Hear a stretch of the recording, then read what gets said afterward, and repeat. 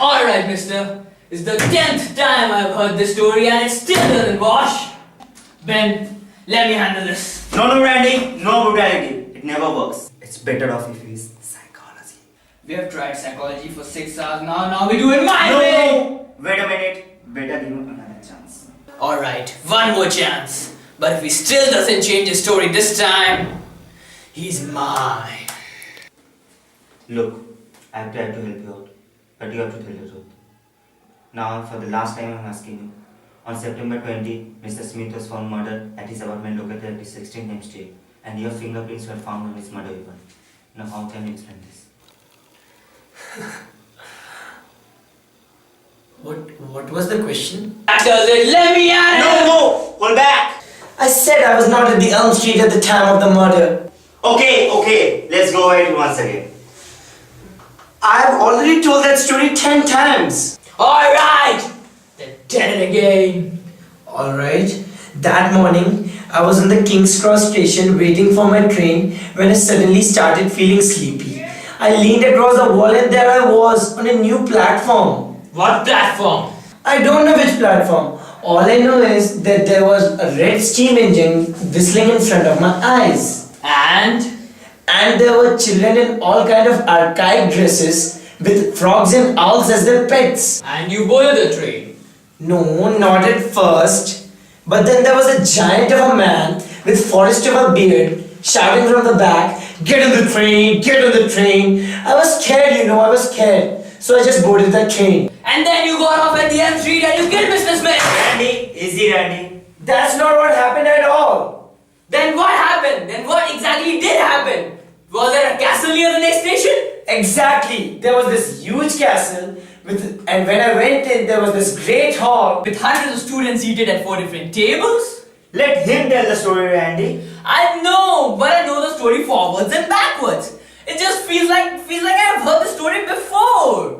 Of course you have. He has already told the story 10 times. Yeah, of course. Okay, give us the rest of it again. So I went down the field where people were playing a ball game with broomsticks. Never mind, just give us the part when you were seeking the golden ball. Okay, so I was just seeking the golden ball. But then I saw a bald man with no nose chasing me. So I had to speed away as far as possible. I think it's the truth. Yes, a little down paint. I know, but it just sounds so wrong. There's a part of it which keeps gnawing at me. I mean, the story sounds so familiar. You couldn't have heard it before. You remember a story like that? Yeah, I guess you're right. I mean, what are you gonna do now? I guess we have to release it. Oh no.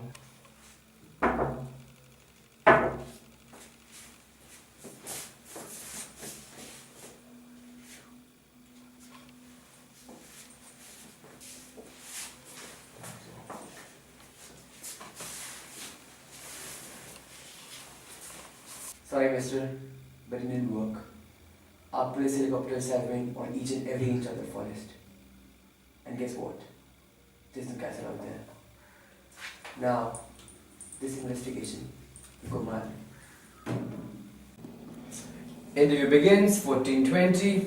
Alright, Mr. Murphy, let's begin with your connections with Mr. Smith's business firm. I didn't have any connections to it. Funny, because according to this document, you are the chairman of the firm. For the benefit of the tape, I'm now showing the suspect, Exhibit A19, the shareholding documents of the firm till Goldman Sachs. Really? Might have been a mistake. Perhaps instead you could tell me about the receipts I found in your jacket pocket earlier today. For the benefit of the tape, I'm now showing suspect Exhibit A2227, receipts amounting to a total of $2,496. Right. What? That's a plant. Mr. Murphy, you're not alleging us that these were planted in No. the jacket pocket. No. Let's move on. So, Mr. Murphy, do you recognize this man? Yes. Alright, Mr. Murphy, let's move on. So, when you met Mr. Wright, what did you talk about? Look, I've never met Mr. Wright. I've never even heard of him. Did you just pause that tape? Mr. Murphy, do you refuse to answer? This is completely wrong. I was not present there that night. Suspect refused to answer. Oh dear, it's not going well, is it? This is wrong. Mr. This Murphy! is wrong. Sit down. I can tell that you're a very busy man. So let's cut straight to the chase. Now I have a very, very simple question for you, Mr. Murphy. Did you kill